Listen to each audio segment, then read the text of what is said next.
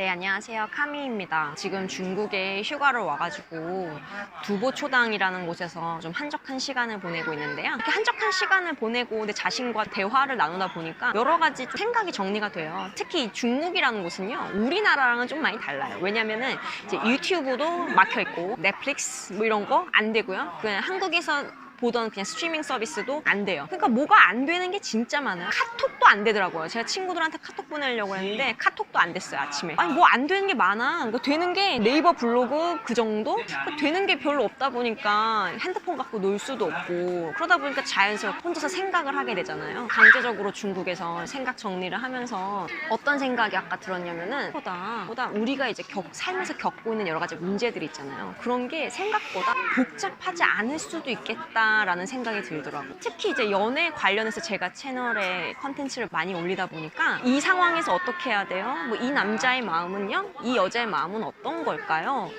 그런 류의 질문들을 굉장히 많이 이제 하시고 많이 접하게 돼요. 근데 생각보다 사실 인생이라는 게 어떻게 보면 되게 단순한 것 같아요. 그 연애도 마찬가지죠. 연애도 인생의 한 부분이니까 굉장히 단순한 것 같아요. 제가 어떤 부분에서 이 단순함의 이치를 깨달았냐면은, 여러분 죄수의 딜레마라고 혹시 들어보셨나요?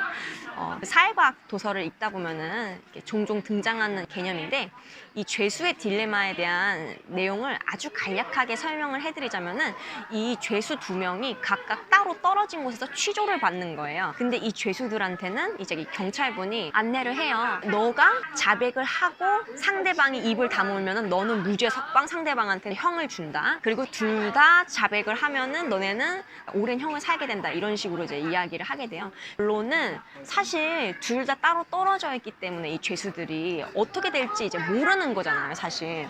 그러니까 상대방이 자백을 할지 안 할지 완전히 알 수 없는 영역이다 보니까 둘 다에게 이익이 되는 방향은 둘 다 입을 다물고 있는 거예요. 그게 가장 이익이 되는 거거든요, 둘 모두에게. 근데 사람들은 상대방이 자백을 할지 아니면 그냥 입을 다물고 비밀을 지킬지에 대한 확신이 없기 때문에 그냥 자백을 해버린다는 거죠. 그럼으로써 둘 다에게 가장 손해가 막심한 방향으로 흘러가게 된다는 거예요. 이게 이제 죄수의 딜레마의 간략한 내용이에요.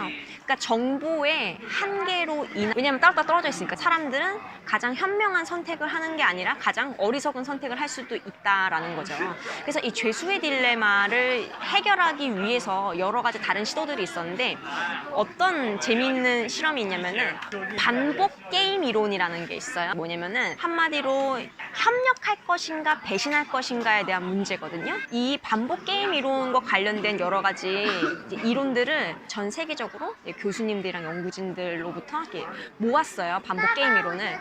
근데 가장 큰 호응을 받은 게 정말 놀랍게도 아주 유수한 세계 석학들의 복잡한 알고리즘을 다 깨고 이 이론이었어요. 그러니까 이 이론에 의하면은 계속 반복할수록 오히려 서로한테 이득이 되는, 이 반복 게임 이론에서 가장 효과가 좋았던 그게, 상대방이 협력을 하면 나도 협력을 하고, 상대방이 배신을 하면 나도 협력하지 않는다, 배신한다, 이거였거든요. 어떻게 보면은 너무 단순한 거잖아요. 우리가 흔히 알고 있는 좋은 놈은 좋은 대접을 해주고 나쁜 놈은 나쁜 대접해주고, 진짜 유치원 애들도 알 것 같은 그런 논리잖아요. 근데 이게 세계 유수의 그 석학들이 제시한 여러 가지 다른 게임 이론들을 제치고 가장 그 의사결정에 참여하는 모두에게 이익이 가는 방향으로 결정이 났다는 거예요. 이게 반복 게임 이론이거든요. 저는 이 사례를 통해서 어떤 것을 좀 느꼈냐면은, 생각보다 삶이 굉장히 복잡하지 않고 단순하겠다라는 생각이 들었어요. 그래서 여러분이 만약에 연애를 하거나 뭔가 아니면 뭐 인간관계 문제나 결정 같은 거 할 때 어떻게 할지 잘 모르겠다 하고 고민을 하실 수 있는데, 사실 그렇게 복잡하게 생각할 필요가 없는 거예요. 이렇게 반복 게임 이론에서처럼 그냥 반복적으로 어떤 의사 결정을 할 때 가장 최선이었던 거는 결국 상대가 선하면 나도 선하게 대응하고, 상대가 나를 배신하면 나도 똑같이 배신하는 거. 이게 그냥 다였어요. 그게 가장 효과적인 의사결정 방법이었던 거죠. 다른 뭐 여러 가지 알고리즘을 제시하는 것들 다 제치고, 예를 들어서 여러분이 연애할 때 뭔가 고민을 하시거나 여러 가지 의사결정에 명쾌한 답변을 내리기가 어렵다, 이런 생각이 들으신다면은 저는 딱 하나만 생각하면 될 것 같다는 생각이 들어요. 여러분이 그 사람과 충분히 감정 교류를 나누고 있는지, 이 감정이 순환되고 있는지 서로 그것만 보시면 될 것 같아요. 근데 나는 상대한테 막 마음을 퍼주고 감정을 퍼주는데 상대방은 나한테 감정과 그만큼의 피드백이 오지 않아.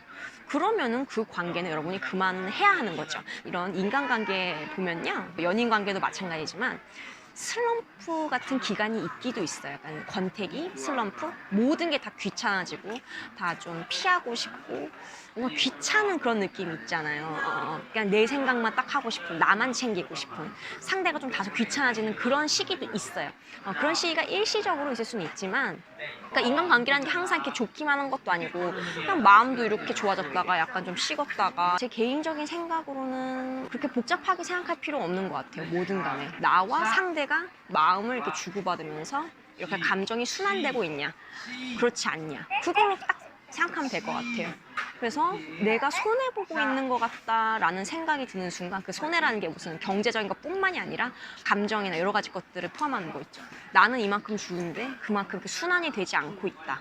이런 거는 제가 봤을 때는 그 관계는 그만둬야 맞는 관계인 것 같아요. 이렇게 여행 오고 가만히 앉아서 세상 정리하다 보니까 세상의 대부분의 일들이 의외로 굉장히 복잡하지 않고 매우 단순한, 초등학생들도 이해할 수 있는 그런 이치에 기반하고 있는 것이 아닐까라는 생각이 듭니다. 이번 영상은 어떤 문제에 대해서 고민을 하고 계신 분들에게 약간의 좀 통찰을 전하고 싶었어요. 네, 도움이 됐으면 좋겠네요. 도움이 되셨다면 구독하기와 좋아요 부탁드릴게요. 감사합니다.